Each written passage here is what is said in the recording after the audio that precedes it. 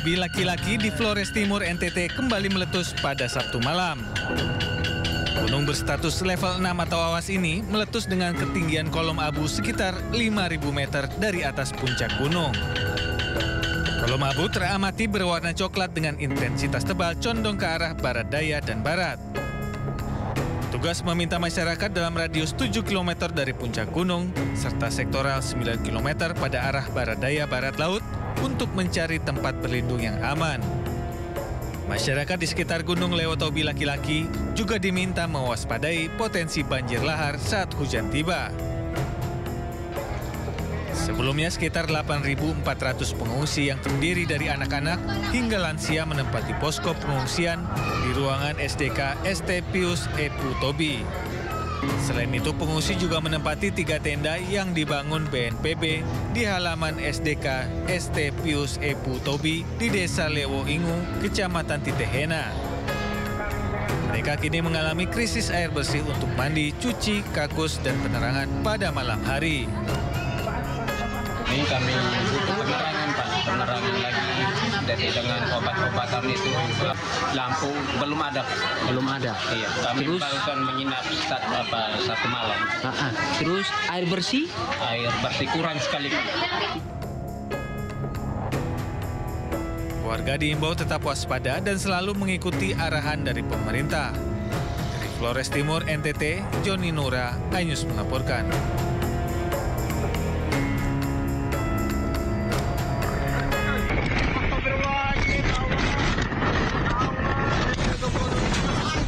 Hujan deras yang terjadi pada Sabtu sore membuat sejumlah pohon tumbang. Salah satunya di Jalan Raya Bogor, Cimanggis, Depok, Jawa Barat. Petugas gabungan mengevakuasi pohon besar yang menutup kedua arah Jalan Raya Bogor, Cimanggis.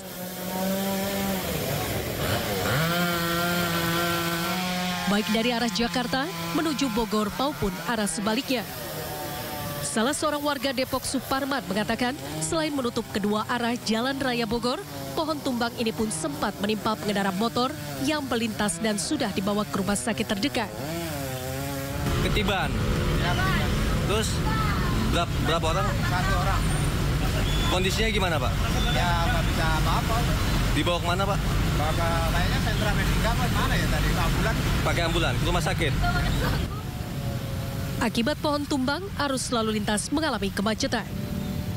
Dari Depok, Jawa Barat, Iyung Rizky, iNews melaporkan.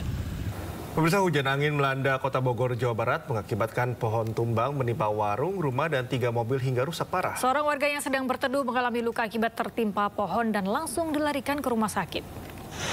Tertimpa pohon. Sejumlah warga langsung mengevakuasi korban bernama Iqmal tertimpa pohon tumbang di kawasan Warung Bandrek, Kecamatan Bogor Selatan, Kota Bogor, Jawa Barat. Warga sekitar langsung membawanya ke rumah sakit terdekat untuk mendapatkan pertolongan medis. Intensitas hujan yang tinggi serta angin kencang yang melanda kawasan Kota Bogor menyebabkan sejumlah pohon tumbang. Pohon tumbang juga mengakibatkan warung, rumah, serta 3 mobil warga rusak parah tertimpa batang pohon. Akibatnya lalu lintas di beberapa jalan utama Kota Bogor pun lumpuh. Petugas gabungan dari BPBD, Damkar, Permukim Kota Bogor dibantu warga gotong royong mengevakuasi batang pohon tersebut. Beruntung peristiwa ini tidak menimbulkan korban jiwa. Sekitar pas hujan gede ya, angin gede. Ini langsung tiba-tiba langsung ambruk aja gitu, nggak begitu ini sih nggak ketahuan gitu. Tapi anginnya kencang ya, Pak? Korbannya 1 orang, sekarang ada di rumah sakit Umi sama mobil 2. Hujan disertai angin ini berdampak kepada 2 kecamatan. Yang pertama yang terbanyak beberapa titik yang terjadi di Bogor Selatan. Hari ini saya berada dengan Pak Sekcam, dengan Pak Lurah Langamekar. Ini berada di Kelurahan Langamekar. Dan beberapa tim sedang melakukan asesmen dan evakuasi. Petugas mengimbau pada warga untuk tidak berteduh di bawah pohon besar saat terjadi hujan. Apalagi cuaca buruk diperkirakan masih akan terjadi hingga pekan depan. Dari Bogor, Jawa Barat, Andi Firmansyah melaporkan. Pemirsa, kita ke informasi selanjutnya. Hujan deras disertai angin puting beliung menyebabkan 15 rumah warga di Desa Tanjung Sari, Kecamatan Palas, Lampung Selatan mengalami kerusakan. Ya, terjangan angin menyebabkan atap rumah rusak hingga roboh, pohon tumbang dan arus listrik terputus. 15 rumah warga di Desa Tanjung Sari, Lampung Selatan rusak akibat terjangan angin puting beliung. Lokasi yang paling parah berada di Dusun Indragiri, di mana 2 rumah mengalami rusak berat, bahkan 1 diantaranya roboh. Atap rumah terhempas, terbawa angin. Saat itu hujan turun deras disertai angin kencang dari arah barat disertai suara gemuruh dan kejadian berlangsung cepat. Tidak ada korban jiwa dalam peristiwa ini, namun kerugian ditaksir mencapai ratusan juta rupiah. Kejadian ini juga menimbulkan trauma bagi warga, terutama anak-anak. Pemerintah desa bersama pihak kecamatan dan BPBD Lampung Selatan langsung terjun ke lokasi. Mereka bersama warga bergotong royong membersihkan sisa-sisa material dan pohon tumbang yang menutupi jalan.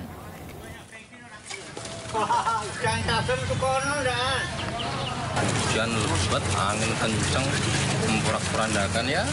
Banyak pohon tumbang ya kan, rumah sampai ada yang roboh, asbes pada berterbangan, pada berlarian keluar rumah semuanya. Di 5 dusun, 6 dusun itu semua terdampak. Berapa jumlahnya? Ya sekitar kurang lebih baru 15 yang kita deteksi. 15. Untuk penanganan sendiri bagaimana nih? Alhamdulillah kami tadi sudah memberikan bantuan berupa sembako kepada korban. Besok juga kami akan mengajukan ke dinas sosial, insya Allah besok siang dinas sosial langsung turun. Kemudian kami diarahkan ke Perkim dan dari BPBD juga, insya Allah nanti segera kami naikkan proposal. Seorang guru di kota Sorong, Papua Barat Daya didenda 100 juta rupiah oleh keluarga seorang siswa. Hal ini diakibatkan protes dari keluarga siswa yang tidak terima aktivitas anaknya direkam dan diunggah ke media sosial milik guru tanpa izin. Selama pagi hari ini, Senin tanggal 28, Esmelin merupakan siswa yang baik di kelas dan mengikuti pembelajaran. Seorang guru berinisial SA di SMP Negeri 3 Kota Sorong, Papua Barat Daya mendapat protes dari keluarga seorang siswa setelah video yang merekam aktivitas siswa di kelas diunggah ke media sosial tanpa izin. Tindakan tersebut dianggap melanggar adat setempat sehingga keluarga siswa yang merasa dirugikan menuntut pembayaran denda adat sebesar 100 juta rupiah. Ketua Persatuan Guru Republik Indonesia atau PGRI Kota Sorong, Arif Abdullah Hussein, menyatakan bahwa insiden ini telah memicu gerakan solidaritas dari para guru di Kota Sorong. Bahkan dukungan juga datang dari PGRI di luar wilayah tersebut. Dukungan penuh dari rekan-rekan seprofesi ini dilakukan untuk meringankan beban sang guru. Saat ini ya, dipertanyakan di mana rasa solidaritas daripada anggota PGRI. Ini menunjukkan bahwa inilah bentuk solidaritas daripada guru-guru yang ada di Kota Sorong. Bahkan dari daerah lain sudah ada yang berempati itu melihat kondisi yang terjadi di Kota Sorong. Meski insiden ini mengundang perhatian besar, aktivitas belajar mengajar di SMP Negeri 3 Kota Sorong tetap berjalan lancar. Dari Kota Sorong, Papua Barat Daya, Chandri Suripati, iNews melaporkan. Diduga kelebihan muatan kapal ponton pengangkut batubara tersangkut di Jembatan Ampera. Kapal tersebut tersangkut selama 15 menit. Dalam peristiwa tersebut tidak ada korban jiwa maupun luka.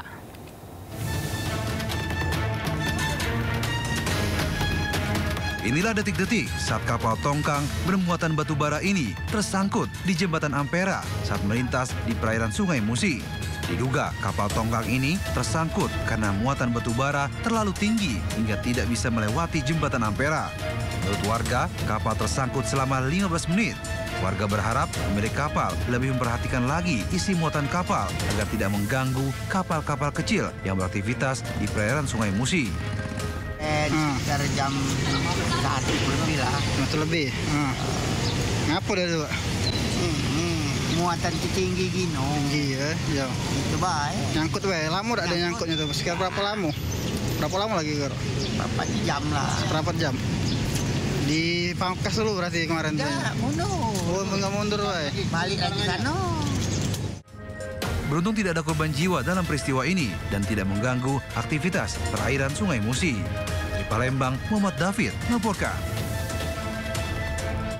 Pemirsa, warga Desa Dauhan, Kabupaten Blitar digegerkan kemunculan lubang misterius di tengah sungai yang menyedot aliran air sungai. Lubang yang muncul setelah hujan deras diperkirakan memiliki kedalaman puluhan meter yang membuat warga khawatir terjadinya insiden tanah ambles.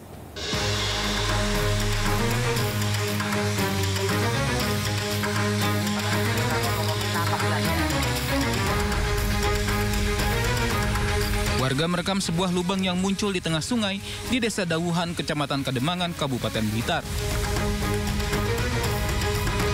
Lubang muncul setelah hujan deras dan pertama kali diketahui salah seorang warga setempat ketika hendak pergi ke ladang.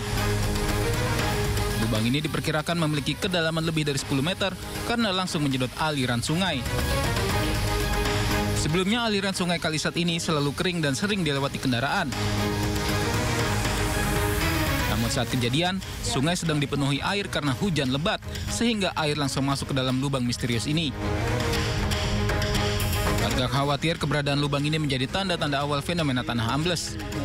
Waktu banjir itu saya kan mau nyebrang ke timur, terus mau balik itu ketemu itu air masuk semua itu, Mas. Masuk air gua itu. Itu bawah nggak ada air yang ngalir, masuk semua itu, Mas. Langsung mendekat itu, sampai delok sampai situ ngoten niku terus kula takut wedi niku ya. Roh fenomena carane sampai kedalaman ini gua. Pemirsa, Anda menyaksikan Breaking News. Hari ini Wakil Presiden Gibran Rakabuming Raka memimpin upacara peringatan Hari Pahlawan yang diadakan di Taman Makam Pahlawan, Kalibata, Jakarta. Ya, tema peringatan Hari Pahlawan tahun ini adalah Teladani Pahlawanmu, Cintai Negerimu. Dan langsung saja kita menuju ke Taman Makam Pahlawan Nasional Kalibata, Jakarta Selatan untuk mengikuti jalannya acara.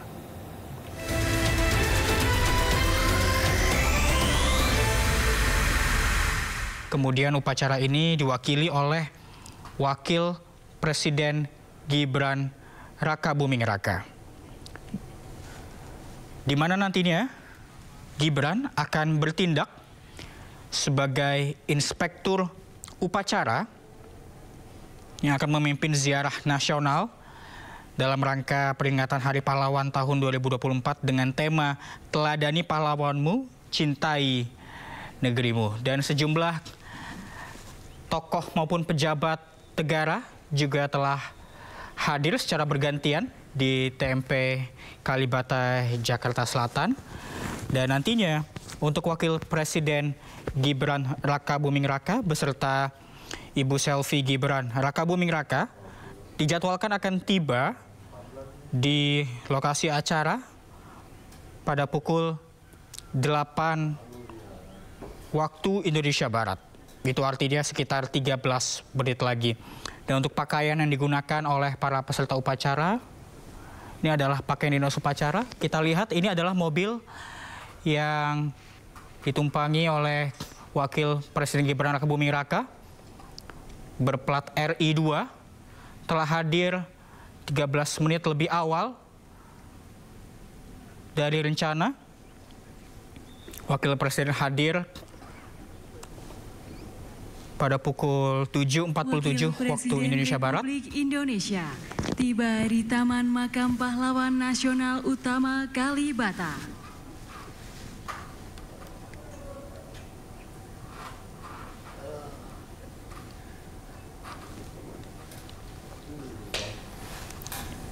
Ya, tentunya ini menjadi suatu momen bagi Wapres Gibran Rakabuming Raka juga, pemirsa, karena ia akan menggantikan Presiden Prabowo. Nantinya rangkaian upacara akan berlangsung selama 3 sesi.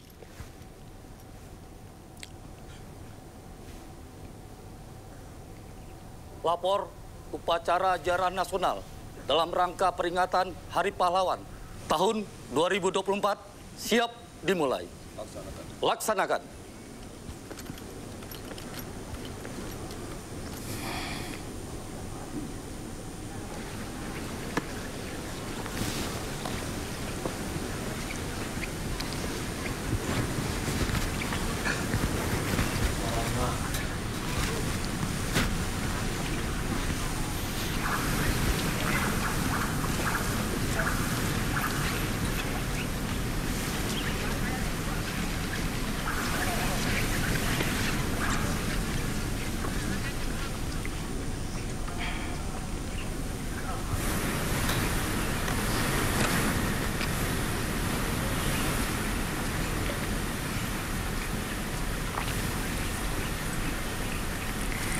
Wakil Presiden Republik Indonesia selaku Inspektur Upacara tiba di tempat upacara.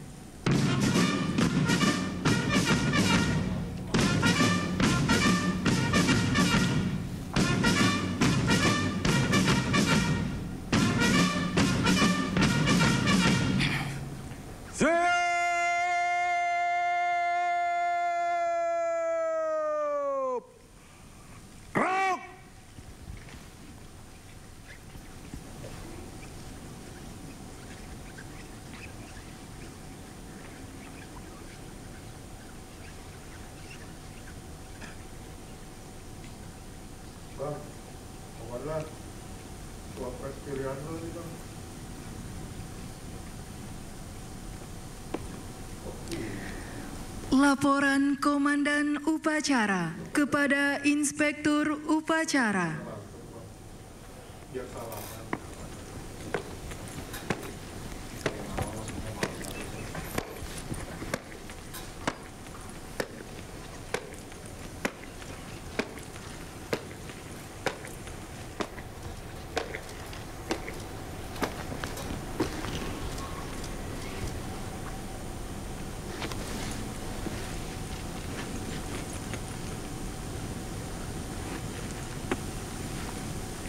Lapor upacara ziarah nasional dalam rangka peringatan Hari Pahlawan tahun 2024 siap dimulai. Laksanakan. Laksanakan.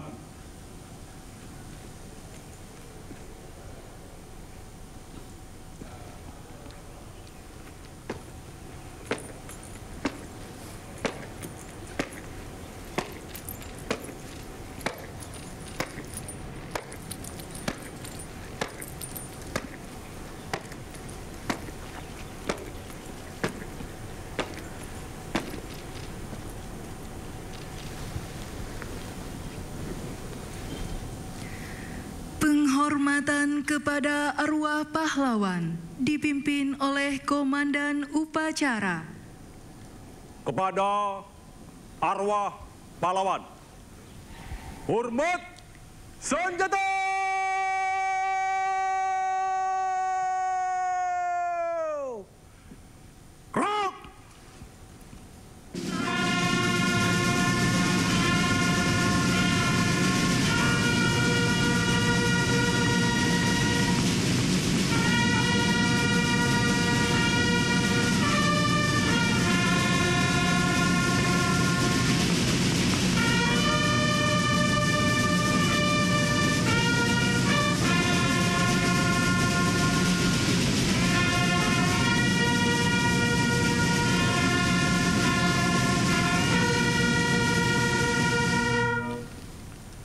Teguh senjata!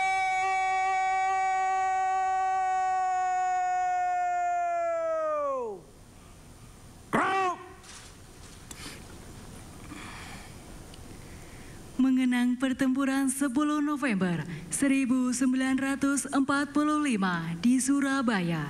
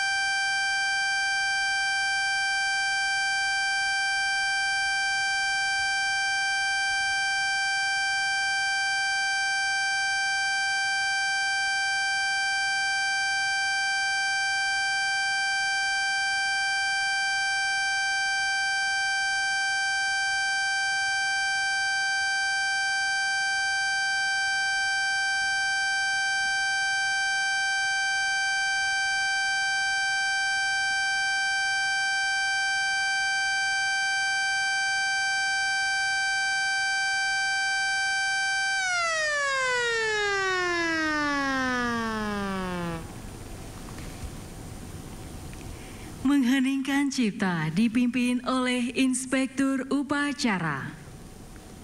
Mengheningkan cipta, mulai.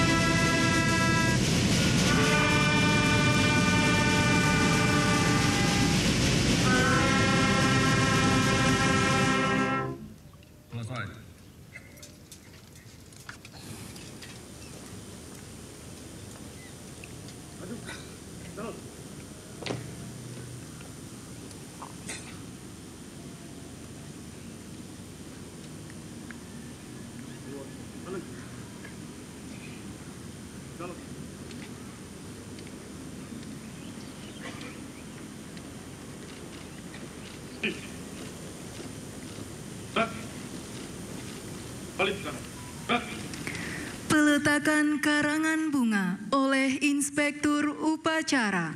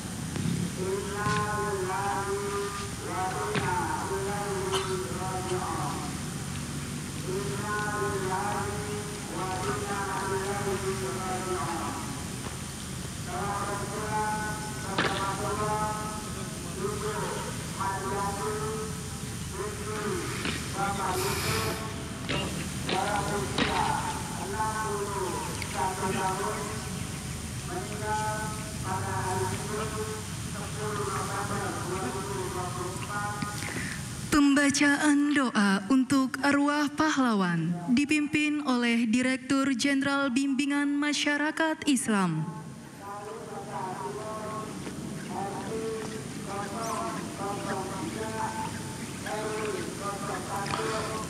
Bismillahirrahmanirrahim. Alhamdulillahi Rabbil Alamin. Hamdan syakirin. Hamdan yuwafi ni'amah wa yukafi'u mazidah. Ya Rabbana lakal hamdu kama yanbaghi li jalali wajhikal karim wa azimi sultanik.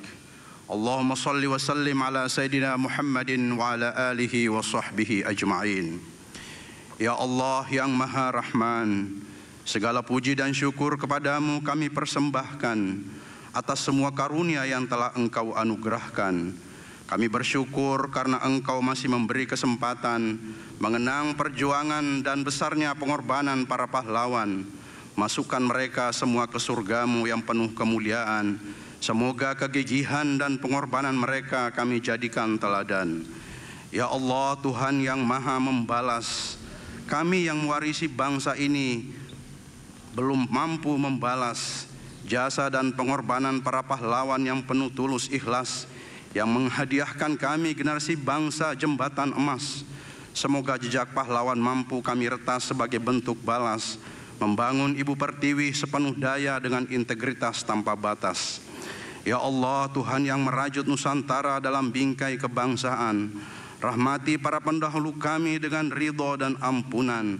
Anugerahi kami jalan keteladanan, muliakan kami dalam iman, kuatkan hati dan langkah kami meraih kejayaan, agar tak sia-sia air mata dan pengorbanan, agar tak durhaka generasi kami yang hanya melanjutkan, agar bangsa ini menapak tegak mengusung harapan, agar hidup dan kehidupan senantiasa lekat dengan kerukunan, agar panjang menghela nafas hingga akhir zaman tanpa rintangan. Ya Allah, Tuhan yang Maha Tunggal, hanya kepadamu kami pasrah dan bertawakal. Warisilah generasi bangsa kami kecukupan ilmu sebagai bekal. Lengkapilah bangsa kami dengan sumber daya manusia yang handal. Ilhamkanlah kecerdasan akal, kejujuran budi dan kesantunan moral, sehingga terkelola kekayaan alam dan sumber daya alam dengan optimal. Tercipta kesinambungan pembangunan spiritual dan material demi tercapainya cita kemakmuran rakyat dan keadilan sosial. Ya Allah, Tuhan yang Maha Menyayangi, atas semua karunia dan anugerah-Mu, mampukan kami mensyukuri. Semoga persaudaraan, persatuan dan kesatuan terpelihara lestari, terbangun keindahan sinergi, harmoni, kolaborasi dan toleransi dalam semangat moderasi, kemuliaan insani dan kesetaraan imani. Semoga beserta rahmat-Mu jualah derap langkah bangsa ini teriringi. Hindarkan semua gangguan, bahaya yang mengancam eksistensi. Hantarkan negeri ini menuju keadaan yang Engkau cintai dan Engkau ridhoi. Semoga semua salah dan khilaf kami Engkau ampuni. Rabbana ighfir lana wa li ikhwanina alladhina sabaquna bil iman wa la taj'al fi qulubina ghillan lil ladzina amanu innaka ra'ufur rahim. Rabbana atina fid dunya hasanah wa fil akhirati hasanah wa qina adzaban nar. Subhana rabbika rabbil izzati amma yasifun wa salamun alal mursalin walhamdulillahi rabbil alamin.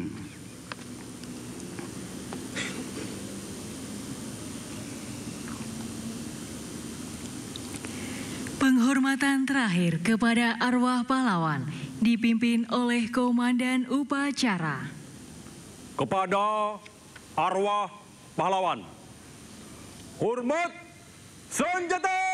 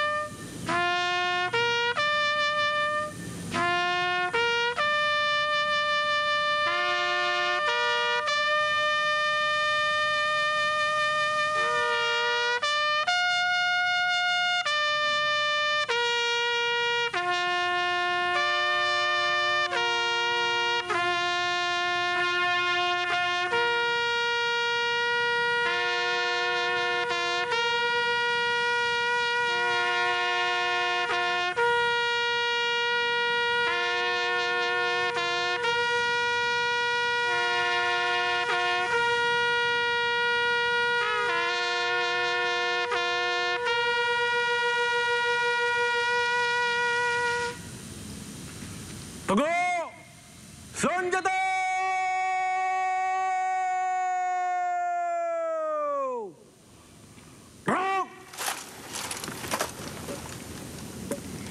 Laporan Komandan Upacara kepada Inspektur Upacara.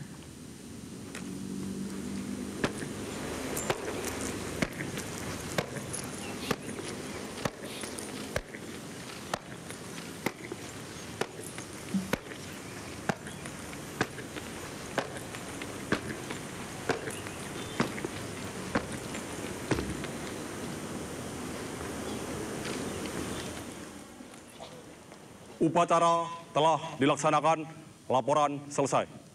Bubarkan. Bubarkan.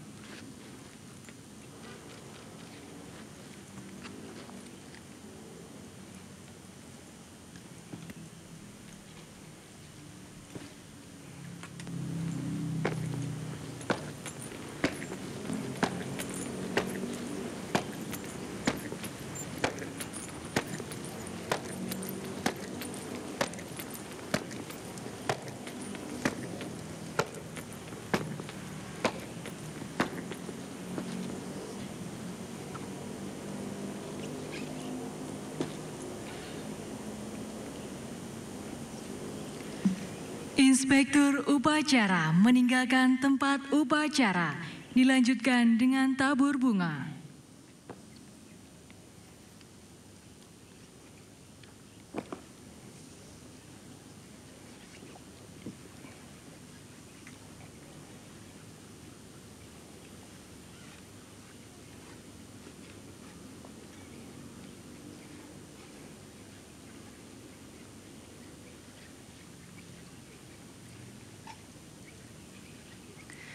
Dimohon kepada Ketua Lembaga Tinggi Negara, para Menteri, Panglima TNI, Kapolri, dan para Kepala Staf Angkatan untuk mengikuti tabur bunga bersama Inspektur Upacara.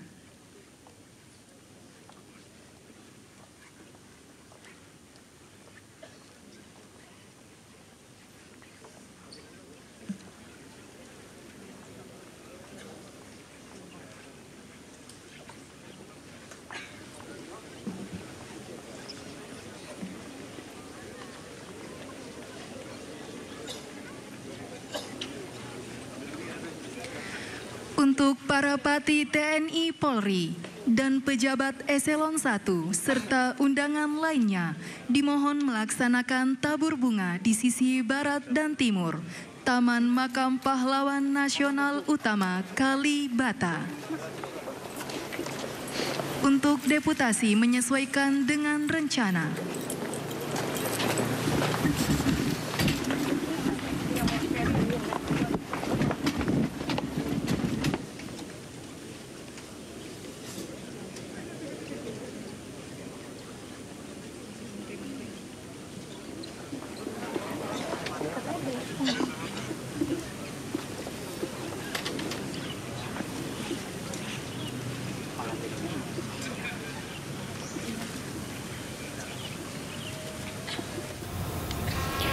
Ya, kita sudah saksikan bersama peringatan upacara Hari Pahlawan 10 November dan saat ini Wakil Presiden Gibran Rakabuming Raka beserta dengan jajaran mulai melakukan tabur bunga ke pusara sejumlah tokoh pahlawan nasional. Betul, ini menandakan bahwa memang prosesi dari peringatan Hari Pahlawan ini sudah hampir selesai.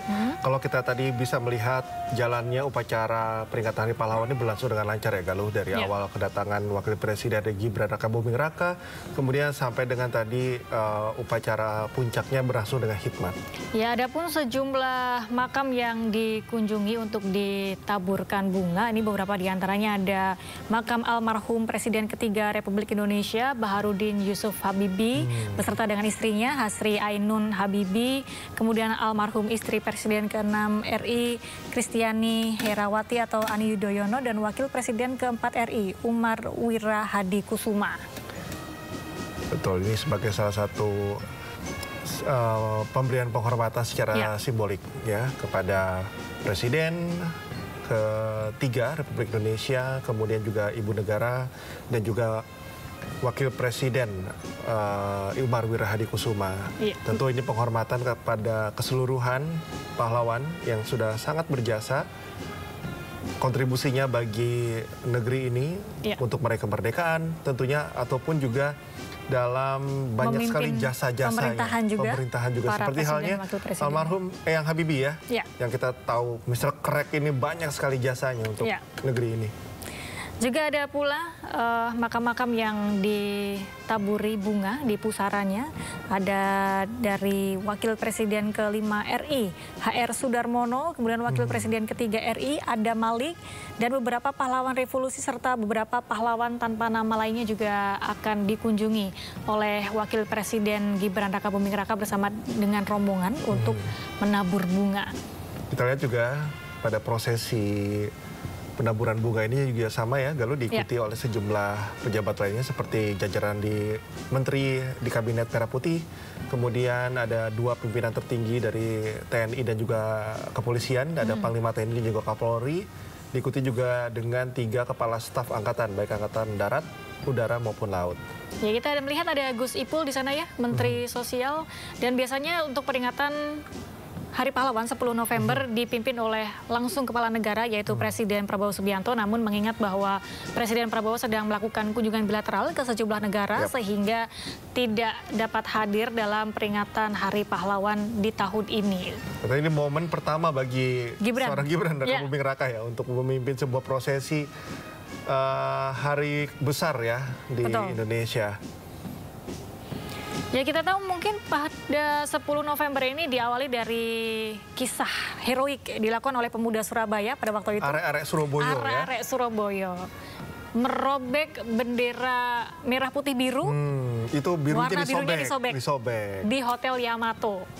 Sehingga itu sebagai momen ya, momen yang sangat bersejarah sekali.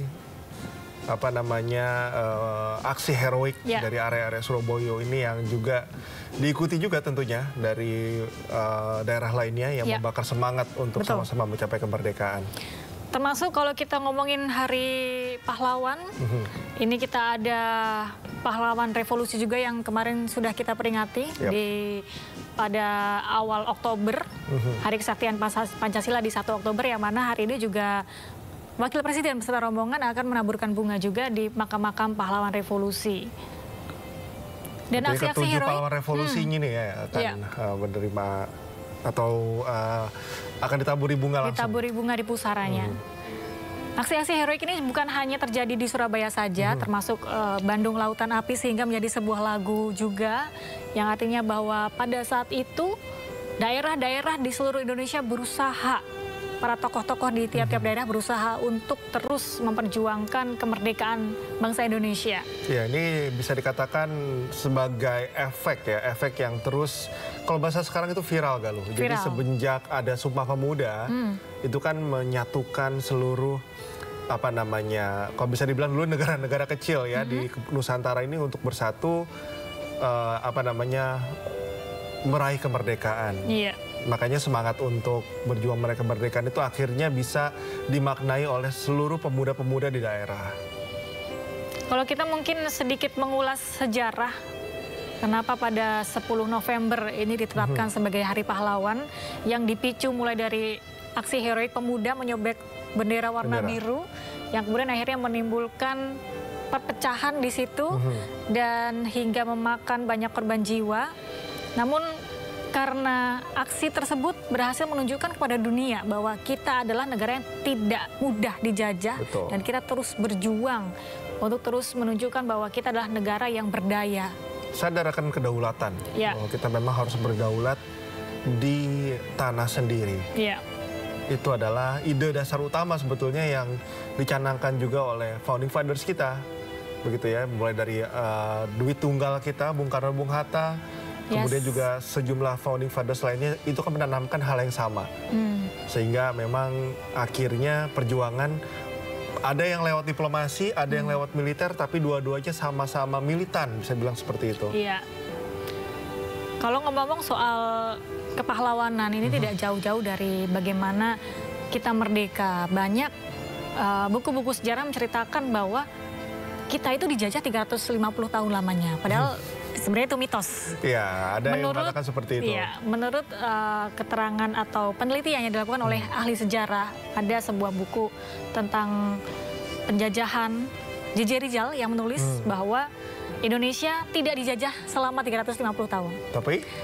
Karena bertahap, jajahan itu kan bertahap ya. Jadi setiap daerah datang ke Portugis pada tahun sekitar 1600-an ya waktu itu.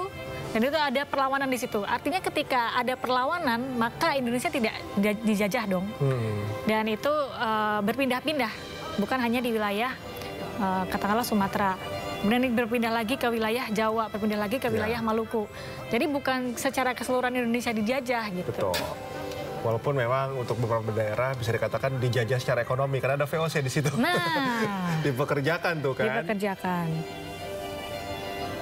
Kita lihat ini situasi terkini Galuh di lokasi tadi prosesi dari penaburan bunga ini sudah selesai. Ini kita lihat sedang ada di sebuah ruangan seperti penandatanganan sebuah prasasti atau dokumen.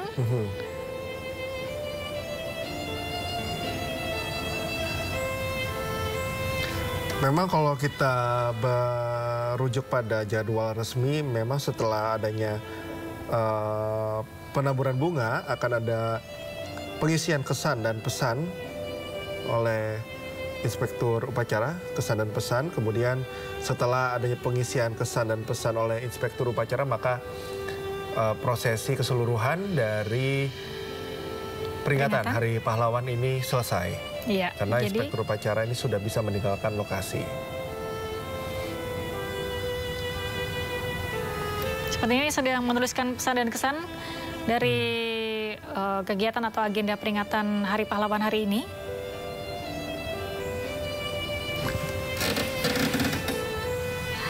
Jadi sebentar lagi seluruh rangkaian dari peringatan Hari Pahlawan akan selesai.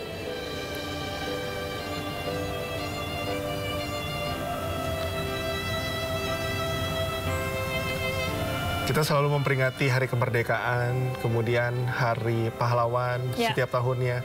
Semoga tidak hanya sekedar peringatan saja, tidak hanya seremonial saja, tapi betul-betul bisa diresapi, kemudian bisa menjadi mindset setiap anak bangsa untuk punya intensi yang baik untuk negaranya. Karena kita tahu Galuh sekarang banyak yang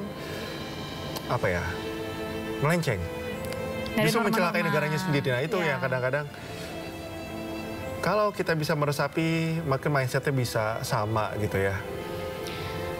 Ada yang orang bilang jangan sering terlalu menyebut apa yang bisa negara berikan kepada saya, tapi apa yang bisa saya berikan kepada negara. Betul. Karena dalam hidup sejatinya adalah bagaimana kita bermanfaat untuk orang-orang di sekitar kita. Ya, kita lihat Wakil Presiden sudah bersiap meninggalkan lokasi peringatan Hari Pahlawan di Taman Makam Pahlawan Nasional Kalibata, Jakarta Selatan. Iya. Kita bersyukur ya, peringatan ini dari awal sampai dengan akhir berlangsung dengan lancar. Cuaca mendukung di tengah cuaca yang sedang kurang bersahabat. Dan kadang lagi sering hujan gitu ya. Dan tapi kita bersyukur ini cuaca cukup bersahabat. Dan peringatan Hari Pahlawan ini bukan hanya ditandai dengan upacara peringatan di Taman Makam Pahlawan Kalibata, namun juga ada kegiatan di sebelah titik. Ada kegiatan tabur bunga di laut di tanggal yang sama di Perairan Teluk Jakarta. Kemudian ada upacara penganugerahan gelar pahlawan nasional di Istana Negara. Dan untuk waktunya kami masih belum dapatkan informasi, tapi ada sejumlah rangkaian kegiatan yang dilakukan untuk memperingati Hari Pahlawan 10 November. Dan tentu di sejumlah wilayah lain, di daerah lain, di sekolah-sekolah biasanya tuh dilakukan upacara juga. Momen khusus tuh. Momen khusus. Ketika Hari Pahlawan. Kalau bahasa kerennya dulu zaman saya ke sekolah tuh cosplay jadi pahlawan ini gitu. Cosplay jadi pahlawan. Di Ponorogo biasanya pakai sorban. Pakai sorban, terus ada yang dari Cunyadin. Itu momen seru loh. Itu kenangan waktu zaman sekolah. Ya, kemudian yang perempuan-perempuan biasanya mungkin menjadi sosok R.A. Kartini. R.A. Kartini jadi ya Cunyadin itu paling sering juga tuh. Iya.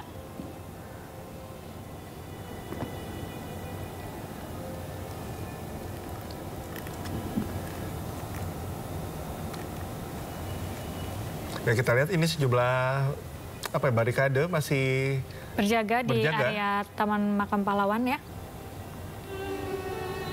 Tapi memang kalau kita melihat secara keseluruhan prosesi memang sudah selesai. Tadi ditandai dengan penaburan bunga, kemudian juga penulisan kesan dan pesan. Dan memang secara jadwal upacara ziarah dalam rangka Hari Pahlawan ini akan ditandai selesainya oleh komandan upacara yang secara resmi akan membubarkan pasukan. Ya, ada pun sebenarnya sejumlah instruksi yang disampaikan oleh Menteri Sosial bahwa tiap-tiap rumah warga dianjurkan untuk mengibarkan bendera merah putih setengah tiang. Kemudian ada Hening Cipta, karena bersama-sama tadi kita menyaksikan prosesi upacara peringatan Hari Pahlawan. Dan juga ada pun sejumlah kegiatan penunjang, ada keynote speech yang disampaikan oleh sejumlah menteri untuk menyampaikan pentingnya bangsa Indonesia untuk terus memperingati salah satunya adalah Hari Pahlawan sebagai bentuk patriotisme. Betul. Mengingat dan juga terus melakukan kegiatan positif. Wakil Presiden Republik Indonesia meninggalkan Taman Makam Pahlawan Nasional Utama Kalibata.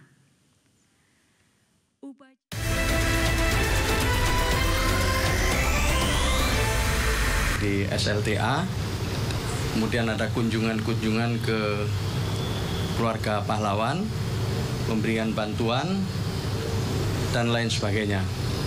Termasuk tentu Kemensos juga punya perhatian yang serius beberapa bencana di NTT maupun di Sukabumi. Saya kira itu. Terus pesan Pak Prabowo untuk Hari Pahlawan ini?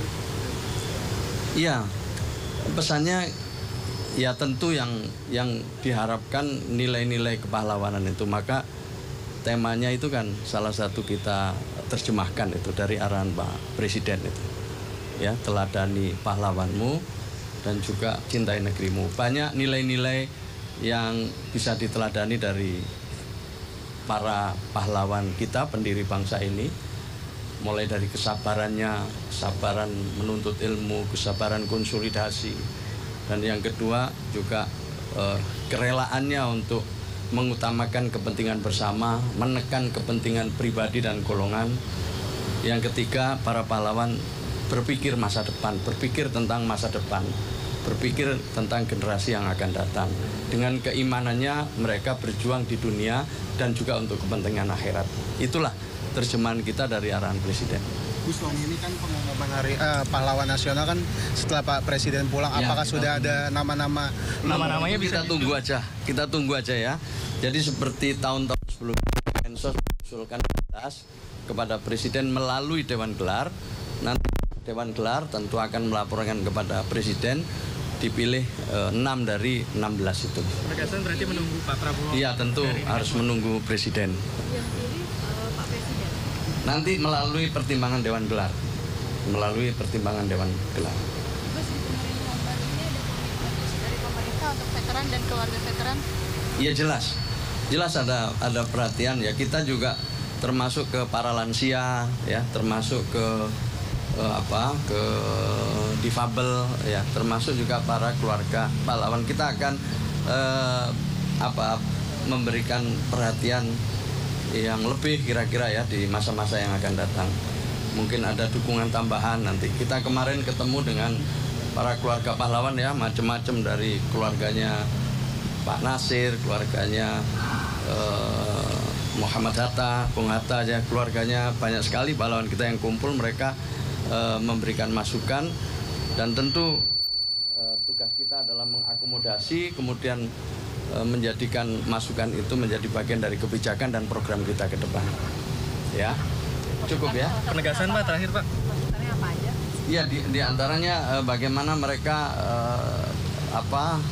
bisa diundang ya dalam acara seperti ini, kemudian memberikan masukan-masukan secara tertulis, karena kebutuhannya juga beda-beda. Ya kan, kebutuhannya beda-beda mereka. Jadi, tapi yang sama bahwa ingin apa yang sudah diwariskan ini diteruskan oleh generasi yang akan datang. Rata-rata kalau kita lihat ya, kesederhanaan mereka, keluarga para pejuang, para pahlawan kita itu hidupnya sederhana. Gitu. Mereka juga sungguh-sungguh dalam mencari ilmu, ya, memberikan kritik dan saran yang baik kepada pemerintah. Itu semua sangat berharga. Ya. Penegasan terakhir Gus, untuk rangkaian hari ini untuk tabur bunga nanti di laut, apakah jadi? Udah jadi, bersamaan ini. Jadi dipimpin oleh Ketua MPR di sana dengan beberapa kepala staf angkatan. Jadi pada saat yang sama ini kita juga tabur bunga di laut. Kemudian nanti jam 8:15 ada hening cipta serentak selama 60 detik. Oke? Untuk usulan gelar pahlawan salah satunya ada kakek Pak Presiden Prabowo, mungkin pertimbangannya apa ya? Iya, nanti lah. Ya, saya ini karena diusulkan memang sebelum waktu saya belum dilantik waktu itu. Tapi prosesnya normal seperti itu. Jadi prosesnya normal. Ya. Gus, sebelumnya beredar nama mantan Presiden Soeharto yang akan diusulkan menjadi pahlawan. Ya nanti aja ya, itu belum sekarang kita diskusikan ya, kita nanti ini kan ya. Nah, ini Bu Mutia, mestinya. Bu Mutia Hatta ini adalah salah satu putri dari Bung Hatta.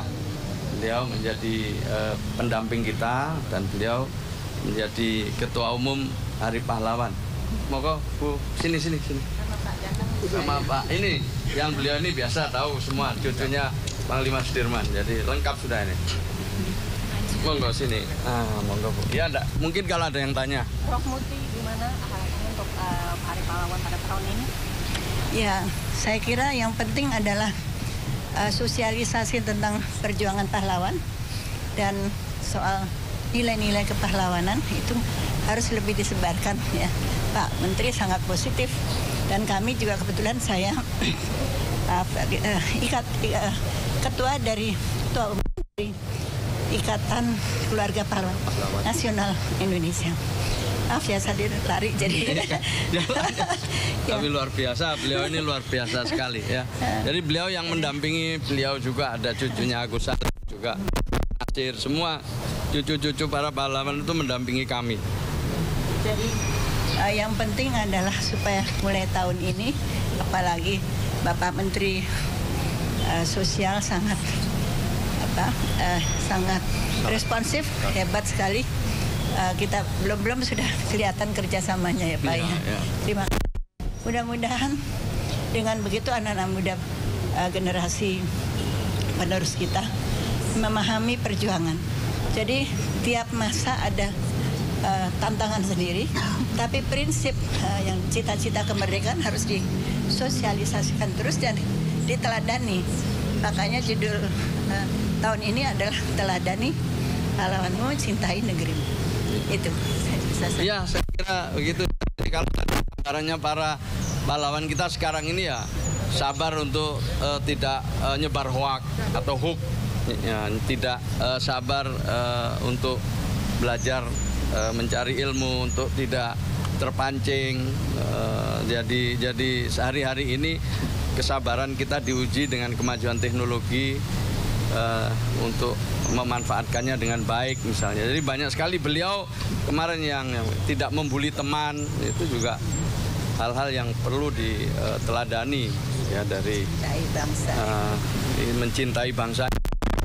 Itu adalah nilai-nilai semuanya dan saya merasa terbantu sekali ya dengan aktifnya beliau-beliau ini. Kalau tadi ada yang nanya apa tadi apakah kakeknya Pak Prabowo apa tadi adanya? Iya, ya sangat layak beliau. Kalau ada yang nanya sangat layak dan diproses sebagaimana mestinya. Gitu ya. Cukup ya? Saya kira cukup ya. Makasih Gus. Makasih. Yuk. Makasih Bu. Makasih sama. Ayo. Makasih Pak ya. Iya. Maaf kalau udah saya. Enggak apa-apa. Kakeknya Prabowo, kakeknya Prabowo. Pahlawan nasional.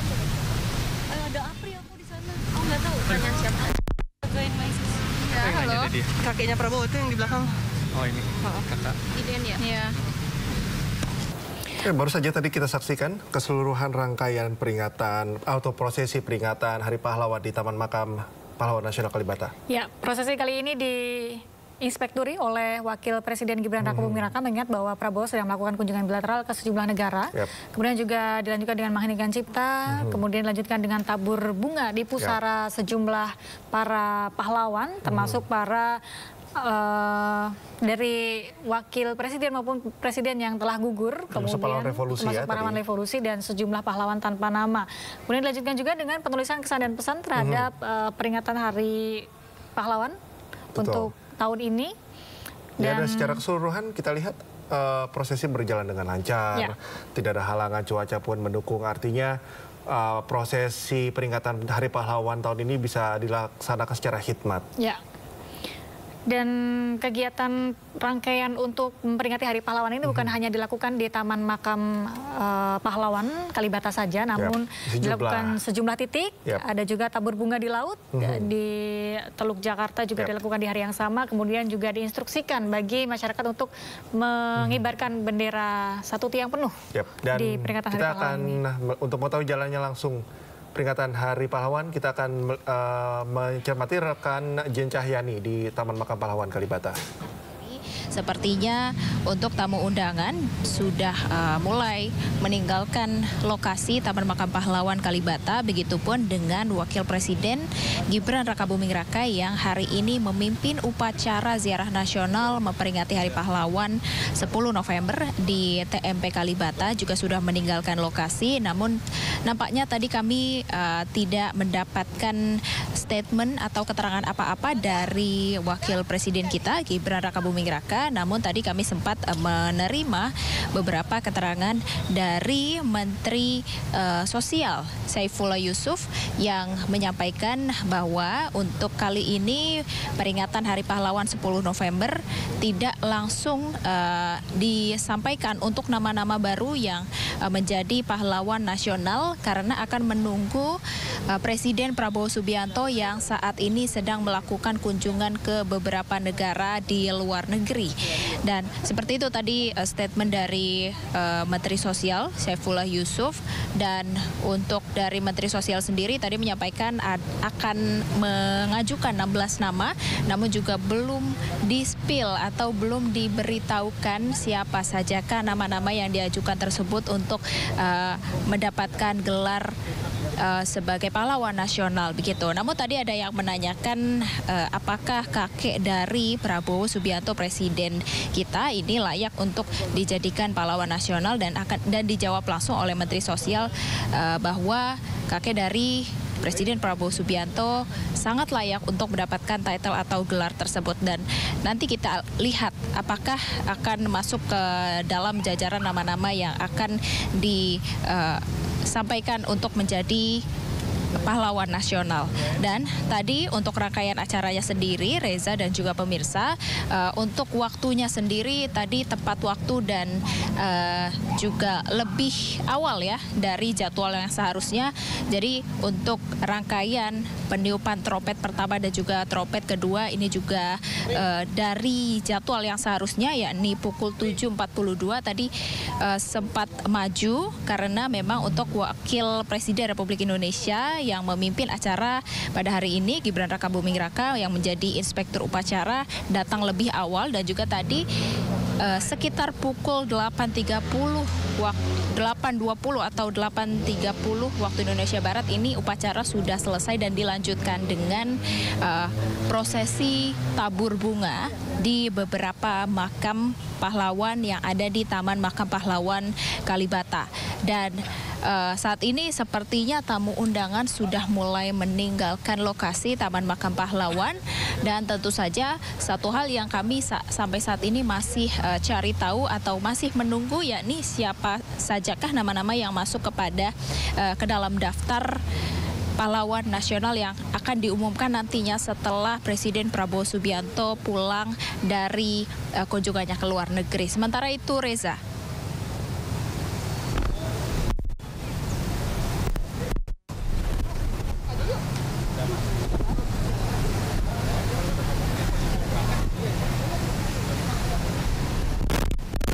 Ya, ini adalah prosesi yang tadi kita sama-sama lihat, peringatan Hari Pahlawan tahun ini di Taman Makam Pahlawan. Tadi juga kita sudah mendengar laporan terkini dari rekan Jen Cahyani yang melaporkan situasi terkini bahwa secara garis besar prosesi berjalan dengan lancar.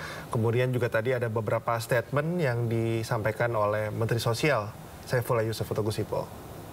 Yang diajukan pun kami belum tahu. Begitu, Reza.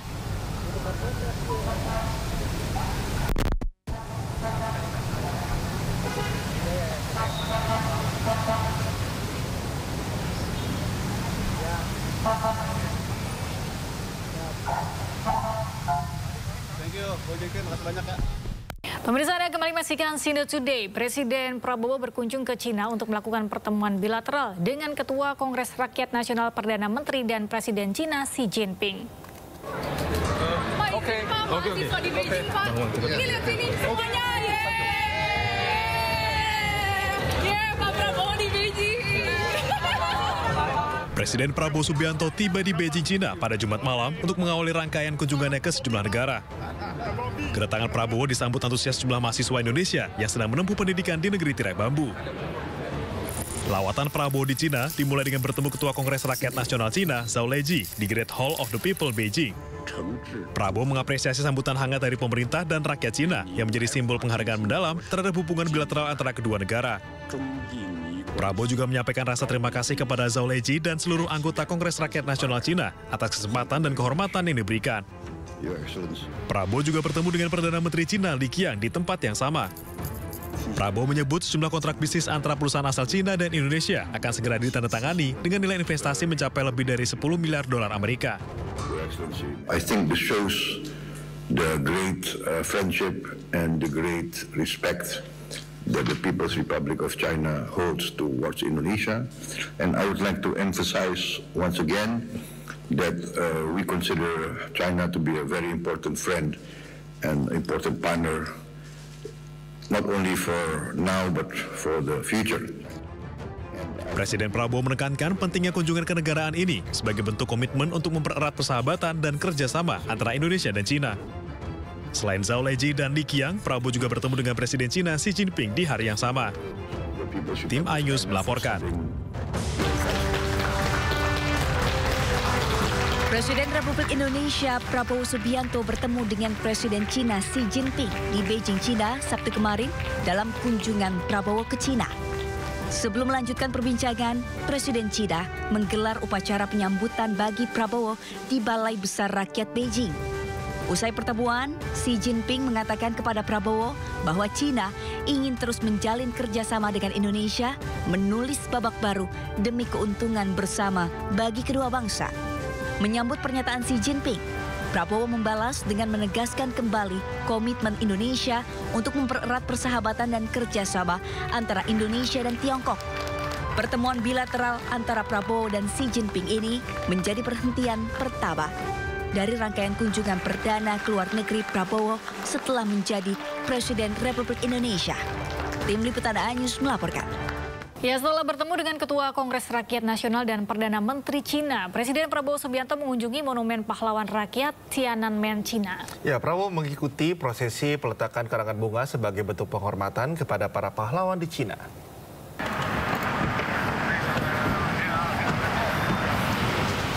Thank you. Vice Minister of Foreign Affairs. Presiden Prabowo Subianto mendatangi Monumen Pahlawan Rakyat Tiananmen di Jeddah pada Sabtu sore.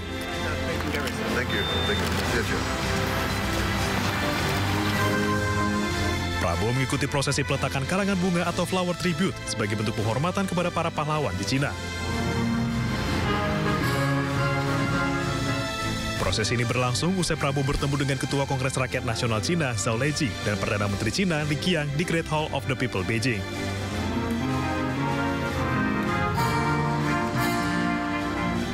Dalam kesempatan ini, Prabowo Subianto didampingi Dubes RI untuk Cina, Jauhari Uratmangun, dan sejumlah pejabat negara.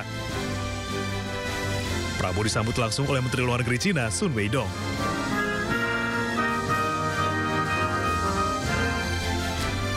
Peletakan karangan bunga diiringi lagu kebangsaan Indonesia Raya dan lagu kebangsaan Cina.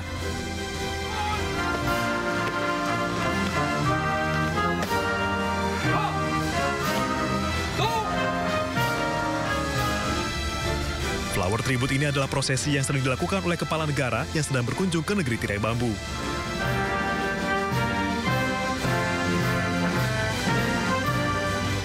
Tim iNews melaporkan.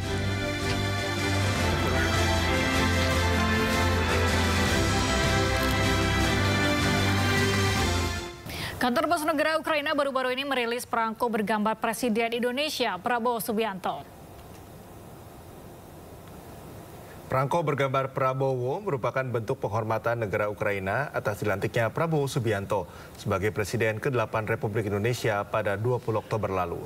Dalam unggahan media sosial Instagram KBRI di Kiev, Kamis lalu, perangko tersebut menampilkan gambar Presiden Prabowo Subianto dengan bendera merah putih di sudut kanan. KBRI Kiev juga menulis bahwa perangko bergambar Prabowo atas usulan dari organisasi non-profit The Ukrainian Initiative. Ukraina berharap hubungan diplomatik antara Indonesia dan Ukraina semakin erat dan saling menguntungkan di masa mendatang.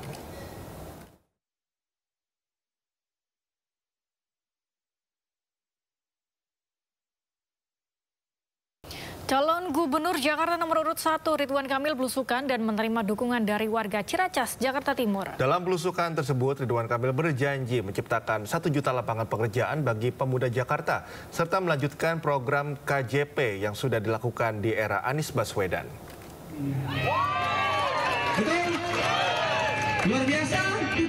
Calon Gubernur Jakarta nomor urut 1 Ridwan Kamil melakukan belusukan dan menerima dukungan dari komunitas relawan sarana informasi Ahmad Azran Peduli milik anggota DPD Jakarta Ahmad Azran di Ciracas, Jakarta Timur.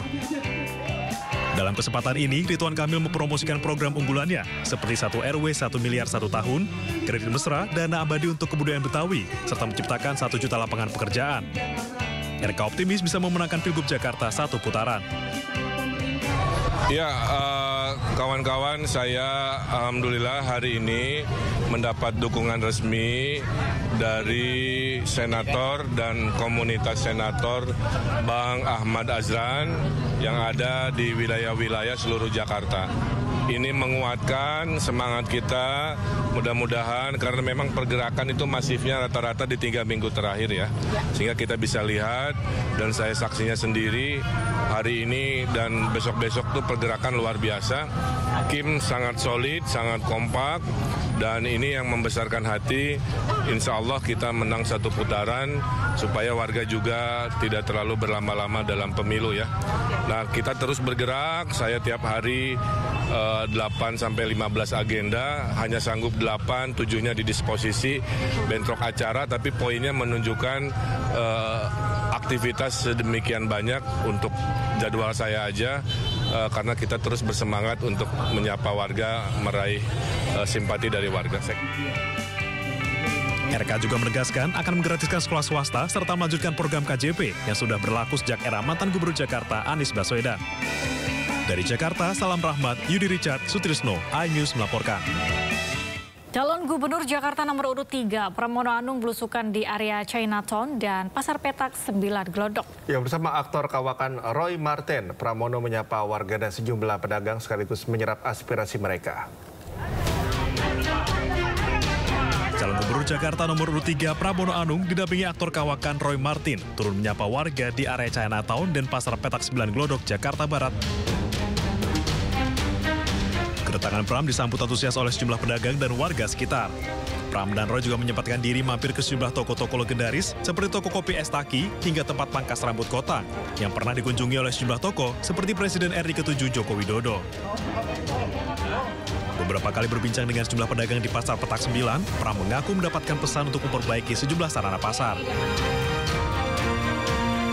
Jadi tadi saya menanyakan di pasar dan beberapa toko, rata-rata omsetnya sebenarnya masih stabil. Karena apalagi sekarang ini kan banyak turis yang sedang berkunjung ke tempat ini. Banyak sekali mereka dan mereka minta untuk kalau pemerintahan yang baru untuk fasilitasnya dipermudah lah, diperbaiki dan sebagainya. Pramono mengaku dari belusukannya kali ini banyak menemui hal yang sebelumnya belum pernah ia lihat, yaitu kentalnya budaya Tiongkok di wilayah Petak 9 yang merupakan sebuah kekayaan kota Jakarta yang harus dilestarikan. Dari Jakarta, Amri Narida, Pandu Priyo, iNews melaporkan. Sementara itu, calon gubernur dan wakil gubernur DKI Jakarta nomor urut 2, Dharma Pongrekun dan Kunwardana safari kampanye dengan bertemu warga di kawasan Jagakarsa, Jakarta Selatan. Dharma Pongrekun mengajak seluruh elemen masyarakat untuk memberikan amanah kepada dirinya mengemban suara rakyat.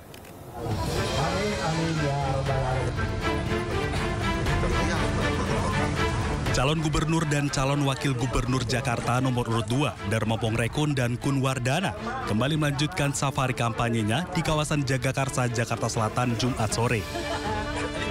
Dharma Pongrekun dan Kunwardana bersilaturahmi kepada warga dan mendengarkan keluh kesah warga.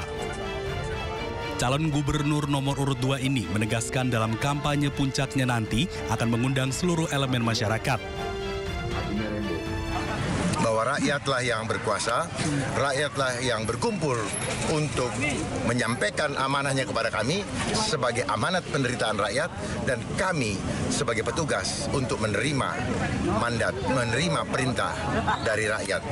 Bukan panggung buat kami, kami justru menjadi pelayan buat rakyat. Rencananya, kampanye akbar akan diselenggarakan di kawasan Waduk Pluit, Penjaringan, Jakarta Utara. Dari Jakarta, Rizky Falufi, iNews melaporkan.